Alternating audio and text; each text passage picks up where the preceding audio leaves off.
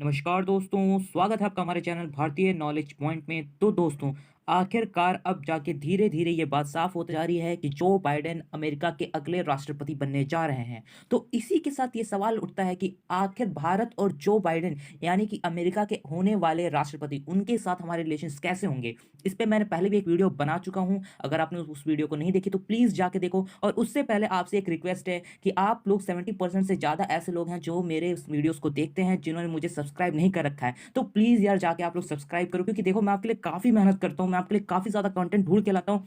To the point videos होते हैं, relevant होते हैं, और ये विकिपीडिया या फिर ऐसे किसी न्यूज़ चैनल से छापे हुए नहीं होते हैं। ये डीप एनालिसिस होती है। मैं आपसे रिक्वेस्ट कर रहा हूँ, प्लीज़ अगर आप मेरे वीडियोज़ को देखते हो तो आप जाके सब्सक्राइब करो। चलिए फिर शुरू करते हैं अपना वीडियो। तो दोस्तों, अगर मान लो जो बाइडेन आते हैं तो उससे हमारे ट्रेड पे क्या असर पड़ेगा? तो ट्रेड के मामले में जो बाइडेन बहुत ही पॉजिटिव और अच्छे रिस्पॉन्सिव वाले पर्सन है, क्योंकि देखो डोनाल्ड ट्रंप और जो बाइडेन में एक बहुत बड़ा डिफरेंस है, वो है ट्रेड को लेके उनका point of view. Donald Trump ये कहते हैं कि जहां पे हमें प्रॉफिट होगा, जहां पे हमारा फायदा होगा, वहीं पे हम इंटरेस्ट दिखाएंगे। इंडिया के मामले में भी उनका यही अप्रोच था, चाइना के मामले में भी उनका यही अप्रोच था, और इवनली यूरोपियन यूनियन से भी उनका यही अप्रोच था। लेकिन जो बाइडेन अलग है, उनका ये अप्रोच है कि अगर हम अपने और लोगों का, अपने जितने भी अलायंस है, उनका ख्याल रखेंगे, कहीं ना कहीं उनको भी फायदा होगा, यानी कि कहीं ना कहीं अमेरिका को भी फायदा होगा। यही अप्रोच उनका चाइना के लिए भी है, वही अप्रोच इंडिया के लिए भी है, और साथ ही साथ पूरे यूरोपियन यूनियन के लिए भी है। इसीलिए आपने देखा होगा, जैसे ही जो बाइडेन का अनाउंसमेंट हुआ कि वो अब धीरे धीरे राष्ट्रपति पद के बहुत करीब पहुंच रहे हैं, तब भी हमारे स्टॉक मार्केट्स में हमारे निफ्टी सेंसेक्स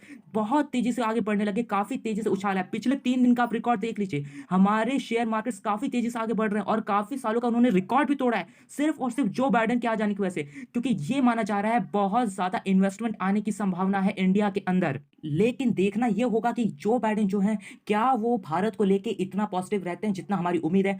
मेरी माने तो वो बिल्कुल पॉजिटिव रहेंगे। हम लोगों को उनसे ट्रेड के मामले में कोई भी नेगेटिविटी देखने को नहीं मिलेगी। अब बात करते हैं दोस्तों चाइना के मामले में। तो चाइना का देखो, बात यह है कि पिछले कुछ सालों से आप देख सकते हैं, 2018 के बाद से लगातार ट्रेड वॉर चल रहा है। डोनाल्ड ट्रंप ने जैसी ट्रेड वॉर स्टार्ट की, चाइना ने उसको काउंटर करने के लिए रिवर्स ट्रेड स्टार्ट कर दिया, और ऊपर से सैंक्शंस की भी बात करने लगा चाइना। तो इससे यह बात तो साफ हो गई कि जिस तरीके से हालात बिगड़े हैं चाइना के साथ अमेरिका के, तो आने वाले कुछ सालों में तो वो बिल्कुल भी रिस्टोर नहीं होने वाले, यानी कि वो ठीक नहीं होने वाले। और चाहे देखो, चाहे सरकार जो बाइडेन की हो या डोनाल्ड ट्रंप की, अमेरिका की ये पॉलिसी रही है कि फॉरेन पॉलिसी बहुत हद तक चेंज नहीं होता है। यानी कि जो रवैया डोनाल्ड ट्रंप ने अपनाया, मोस्ट प्रोबेबली वही रवैया जो बाइडेन भी अपनाएंगे चाइना के खिलाफ। बस फर्क इतना होगा कि चाइना के खिलाफ वो थोड़े सख्त रह सकते हैं, वो सैंक्शंस नहीं लगाएंगे, वो पाबंदियां नहीं लगाएंगे, हाँ, लेकिन उसके बदले वो टैरिफ लगाएंगे, यानी कि टैक्सेस बढ़ा देंगे। इससे क्या फायदा होगा? इससे ये फायदा होगा कि वो जिस प्रोडक्ट पे टैक्सेस बढ़ाएंगे, उस प्रोडक्ट पे चाइना को ज्यादा पैसे पे करने होंगे, तो उससे अमेरिका को ज्यादा पैसा अर्न होगा। डोनाल्ड ट्रंप का क्या अप्रोच था? उनका यह अप्रोच था कि अगर तुम मेरी बात नहीं मानोगे तो हम तुमको बैन कर देंगे। लेकिन जो बाइडेन ये कहते हैं उसको बैन करने की जरूरत नहीं है, उससे फायदा उठाओ, उससे आप ज्यादा टैक्स लो तो उससे ज्यादा आपको कोई फायदा होगा। ये अप्रोच है उनका चाइना के प्रति। और देखो, 2035 तक चाइना ने कह रखा है कि उसको वर्ल्ड का सुपर पावर बनना है इकोनॉमी के मामले में। तो उसको देखते हुए कभी भी अमेरिका ये नहीं चाहेगा कि कोई भी मार्केट ऐसा बन जाए जो कि उसके मार्केट से ज्यादा बड़ा हो, या फिर कोई भी इकोनॉमी ऐसी बन जाए जो कि उसकी इकोनॉमी से ज्यादा बड़ा हो। इसी वजह से उसने सोवियत संघ को भी तोड़ा था, इसी वजह से वो चाइना को भी किसी भी तरीके से उसकी इकोनॉमी पे अटैक करना चाहता है। तो दोस्तों, बात आती है कि लेकिन अगर भारत के लिए क्या सब कुछ अच्छा है? नहीं, भारत के लिए भी मुश्किलें बढ़ेंगी।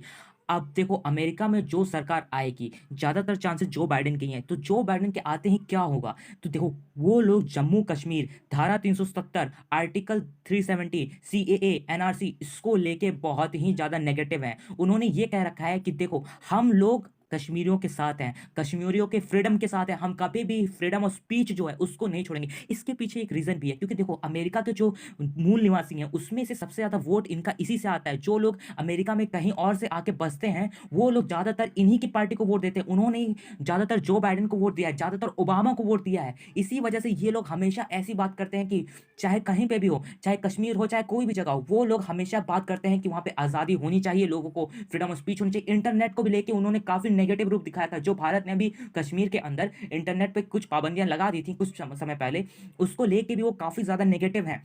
स्पेशली अगर बात करें कमला हैरिस की, जिनकी बात हो रही है, हो सकता है वो वाइस प्रेसिडेंट हो, उनका अप्रोच तो बहुत ही ज़्यादा नेगेटिव है और बहुत स्ट्रिक्ट है इंडिया को लेकर, खासकर कश्मीर के मुद्दे पे। इसका छोटा सा एग्जांपल मैं दे दूं, जब हम लोगों ने हाउडी मोदी फंक्शंस में पार्टिसिपेट किया था, जब हमारे प्रधानमंत्री ने पार्टिसिपेट किया था, तब कमला हैरिस ने उसको अटेंड नहीं किया था, कमला हैरिस वहां पे नहीं आई थी। और यही नहीं, जब भारत के विदेश मंत्री एस जयशंकर अमेरिका गए थे, तो कमला हैरिस ने कहा था कि आपको हमारे साथ मीटिंग करनी होगी और हमें बताना पड़ेगा कि कश्मीर में क्या हो रहा है। तो एस जयशंकर ने उस मीटिंग को ही नहीं किया था और कहा था कि जो इसमें लोग हैं वो बहुत ही ज़्यादा नेगेटिव हैं, वो इंडिया के खिलाफ बहुत ही नेगेटिव रुख रखते हैं, इस वजह से हम लोग इस मीटिंग को अटेंड नहीं करेंगे। इस पे कमला हैरिस का ये बयान था कि कोई भी और देश हम लोगों को ये नहीं बता सकता कि हम लोग किसको मीटिंग में शामिल करें, किसको ना शामिल करें। तो आप देख सकते हैं कमला हैरिस कितनी ज़्यादा स्ट्रिक्ट और नेगेटिव हैं कश्मीर को लेके। और आगे क्या होगा ये तो कोई भी नहीं जानता, ये तो यही पता चलेगा धीरे धीरे कैसी अप्रोच रहेगी। कुल मिला के अमेरिका की फॉरेन पॉलिसी, ट्रेड को लेकर, चाइना को लेकर, बायलैटरल टाइज को लेकर, 2+2 डायलॉग को लेकर, क्वाड को लेकर पॉजिटिव रहेगी, लेकिन